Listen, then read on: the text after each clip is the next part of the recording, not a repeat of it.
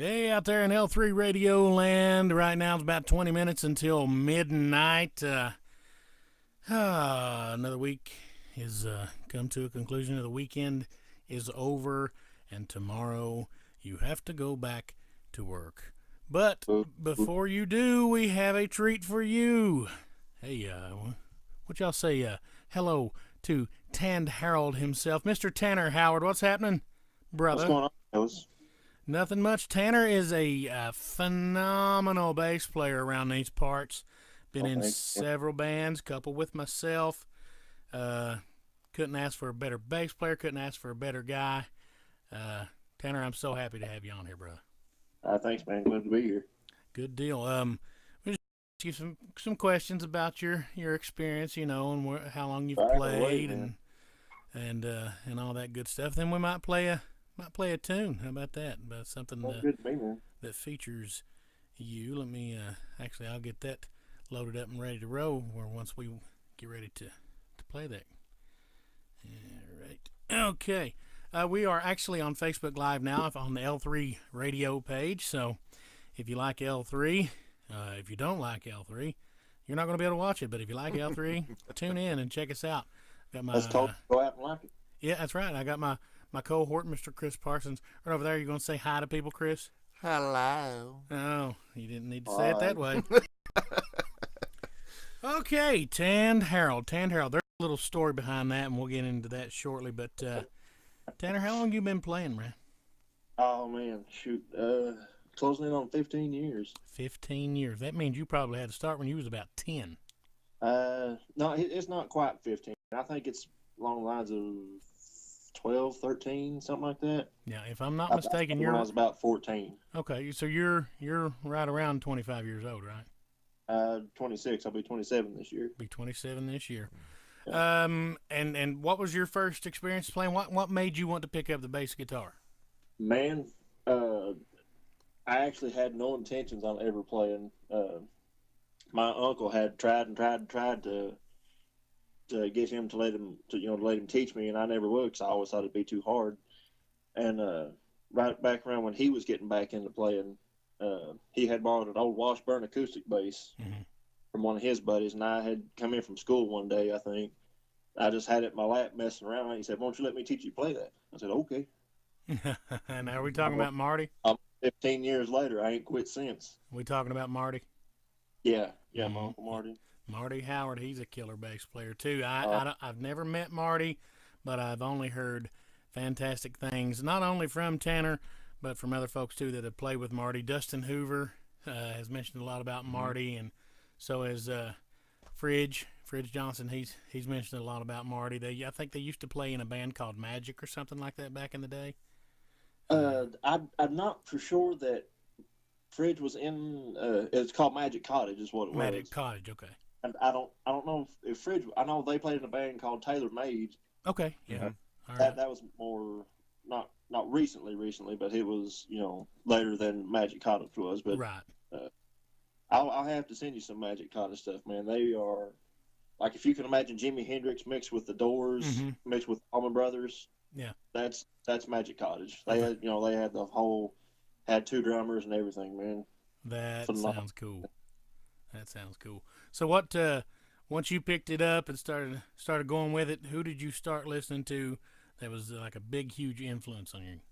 Oh man, he got me started early on the good stuff. He started, like, one of the first things he showed me was Jaco Pastorius and Victor Wooten. And, you can't really eclipse that. Yeah. I mean, what better way to start, So you started from the top and made your way back. Yeah. He started me on that, and then he got me into the whole Motown scene, and Zeppelin and all that good stuff. Just an absolute plethora of just everything. Oh, that's really, really cool. I watched a documentary on Netflix not too long ago about Jaco, and oh yeah, man, he was unreal, and he actually invented the fretless bass. Yeah, really? He was. He just popped the frets off his bass, man. Yeah, he was pretty cool. That's awesome.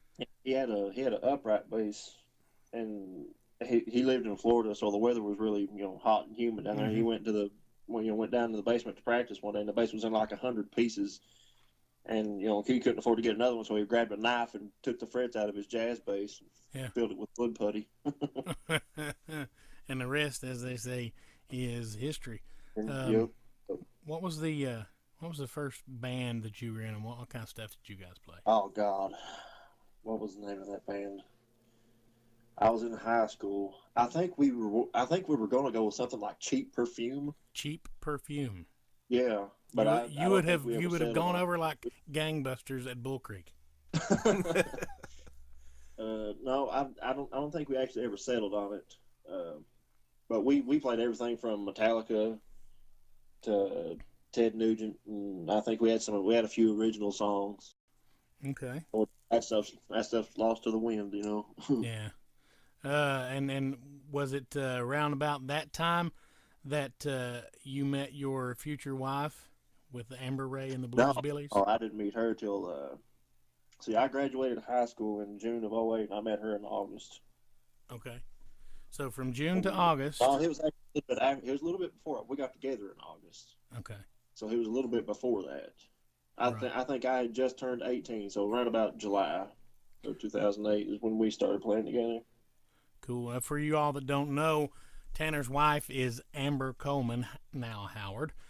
She is a fantastic guitar player in her own right, and that was when I actually met Tanner, and I guess Amber too.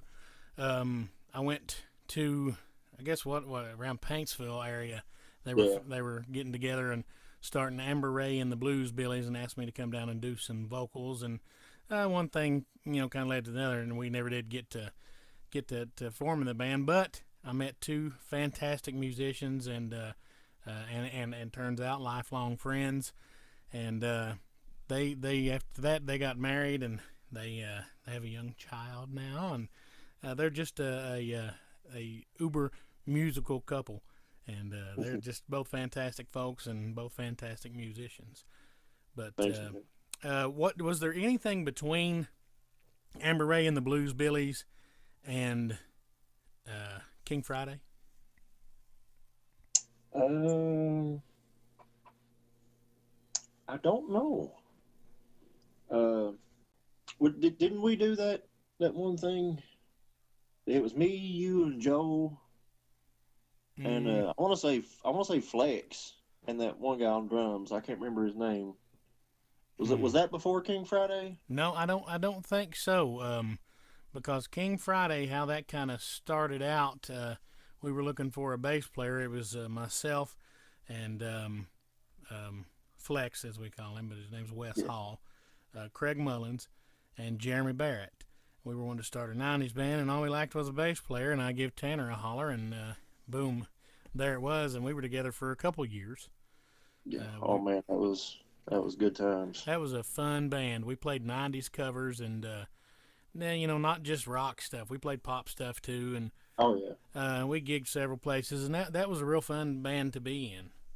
it was. Yeah, it definitely was. But after that, and And kind of, still to this day with that band is one of my favorite gigs that we ever played, which or one that was I that? have ever played. Period. Which one was that? Uh, the wedding. Oh, in Lexington. Uh, yeah, at the wine That the that wine the winery, vineyard wine vineyard, winery. winery place, Yeah. whatever. Yeah. Uh, I never will forget it, man. We were right in the middle of Man in the Box. I Hmm. looked out and there was like an 11 or 12-year-old kid just knew every single word of the song, like screaming to the top of his lungs, Yeah, like, yeah. yes, parenting done right.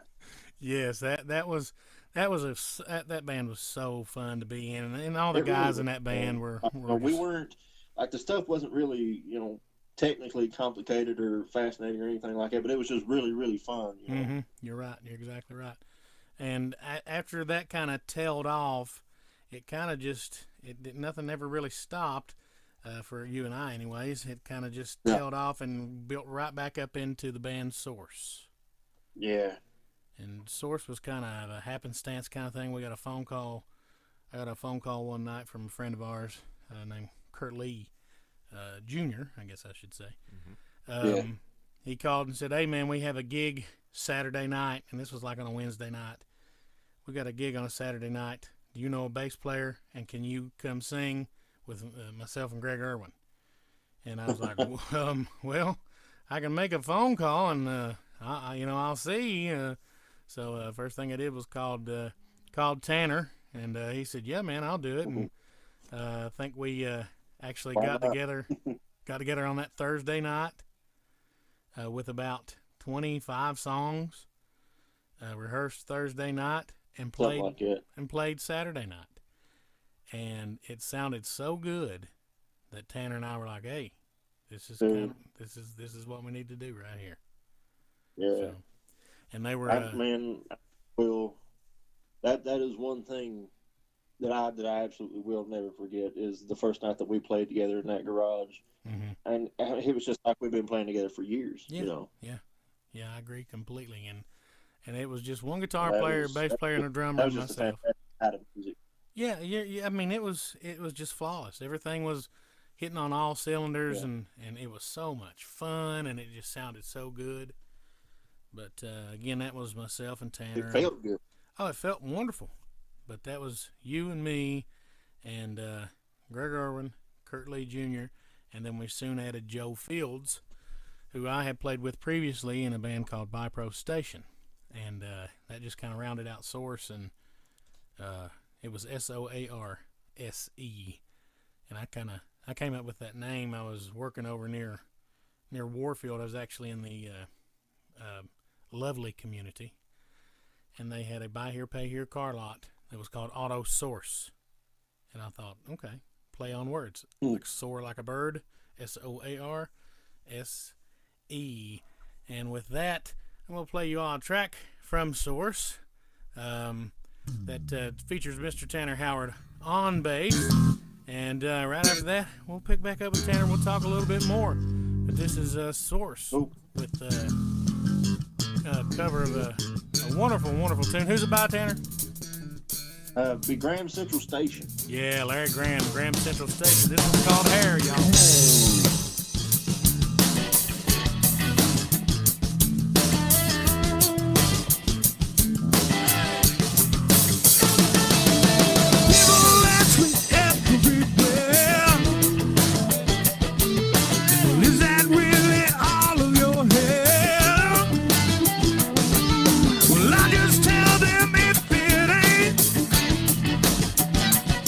Well, it sure don't mean not that I can't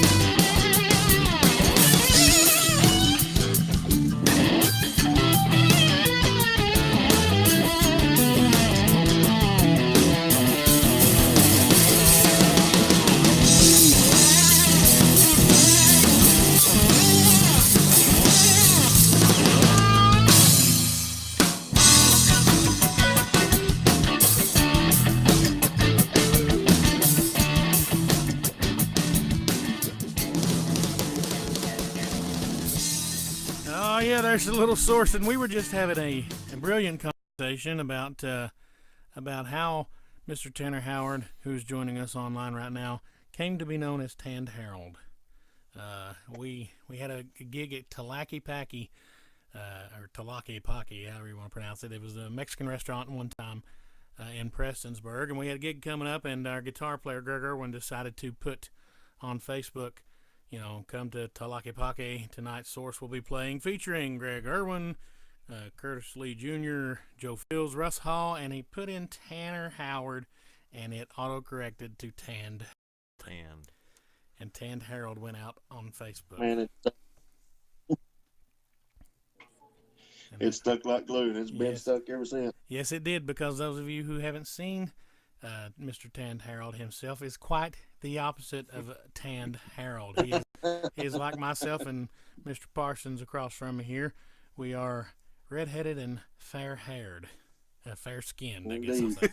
Red-headed and fair-skinned, so we could easily be mistaken for some Irish fellers or something of the nature.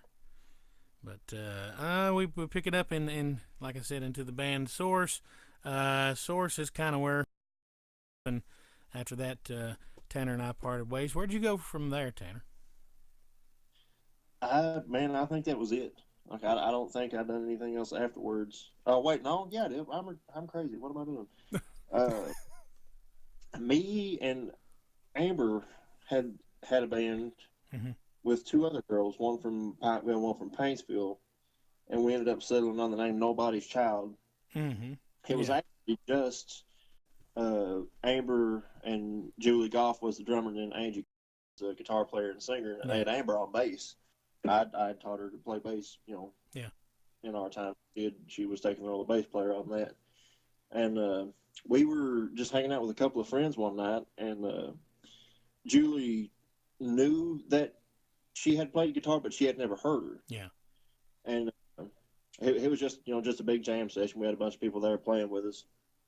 And they put me on bass and her on guitar. And I don't know, I think we done a Stevie Ray Vaughan tune or something, which, Amber, you could have guessed that. Oh, yeah. And Julie was like, oh, my God. We've been looking for another girl guitar player for this long. She's been sitting right there. Well, they picked me up on bass. And, wow, Lord, that lasted for a pretty good while. You played with him, and then you did the thing with Kyle Douglas, too, didn't you? Oh, yeah. Yeah, I was with him for, probably a year. Yeah. And that band also featured Curtis Lee and Greg Irwin, too. Yeah. Yeah, we went through quite a few members in that band. You kept on playing. That was actually kind of I remember you sending me a message on Facebook, kind of asking for my point of view on the thing, because that was a country band, and that was a genre of music you had never really played, in a band with. And you said, I don't know what I should do, man. What do you think? And I said, the more styles you learn, the more styles you play, the more well-rounded musician you will become. Yep. And you kind of took that and went with it and played country music for about a year, and I did. Yeah. Then that kind of faded away, and that kind of leads us up to what you're doing now. And now you are the bass player featured in a band called Republican Wedding. Tell us a little bit about that. Republican Wedding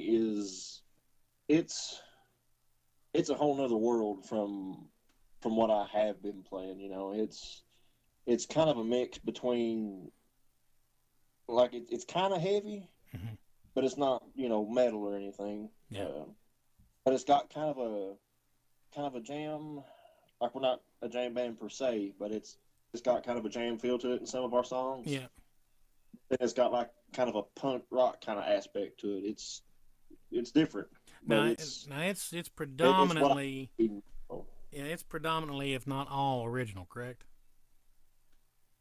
Oh yeah, it's pretty much all original. We were working on a couple of covers. We were going to do Have a Cigar, which we still may do that one, and then a song by the Raconteurs called I can't even remember the name of it. I've never heard that one. Consolers of the Lonely. Now, who we have in that band? We have Andrew Wireman playing guitar and doing vocals, and Joey Ward on drums. And me and Joey and Andrew actually went to school together all throughout grade school, middle school, and high school. So we're, lifelong friends. That's pretty cool, man. And then our other guitar player, Justin Colvin, fun story about that is his dad was actually my dad's boss. Really? Yeah, for the construction company that he worked for. And, my dad and his dad had been friends for years upon years, and we had never really met until, it was back in college when we first met. Yeah. But, after knowing all these people for that long, since, school and however long after that, we have only recently just started playing together, haven't known each other that long. Wow. Well, that sounds like it's a fun band, man. The Jewish have a word for that, and I think it's called kismet.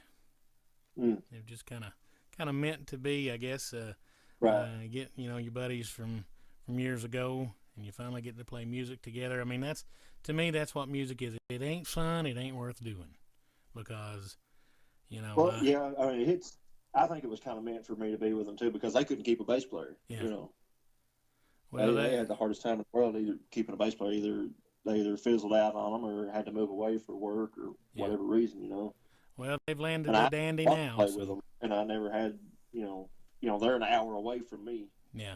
So it was kind of hard for me to make that drive every week. And then we finally settled on, a reasonable, like every other week or something like that, so that I could that I could play with them. Are they based out of McGoffin County then? Yeah. I think Justin lives in Paintsville, but the other two are in McGoffin County. Okay. Well, they've landed themselves a gem of a bass player now, so I expect nothing but good things from you guys. And you get anything recorded or have anything like that, send it my way, and I will most definitely play it, man. Right now, we've got 2 songs recorded. I don't think they've been mixed down and mastered yet. Yeah. But we're currently in the studio process. Cool, man. Once you get those done, send them my way, and I will definitely play them here on L3 Radio. So, but Tanner, brother, we so appreciate you hanging out with us here on L3 Radio. Oh man, don't be a stranger. Call us back and anytime you want to, brother. You got. Oh yeah, dude, absolutely. Nice to close out on old King Friday, too. Huh? Oh yeah, this is one we covered with King Friday. Once again, you guys have been listening to Tanner Howard, local bass player extraordinaire here on L3 Radio. We're going to say goodbye to Tanner. We're going to kill the broadcast on the Facebook Live and all that good stuff, and we're going to leave you with a little Candlebox.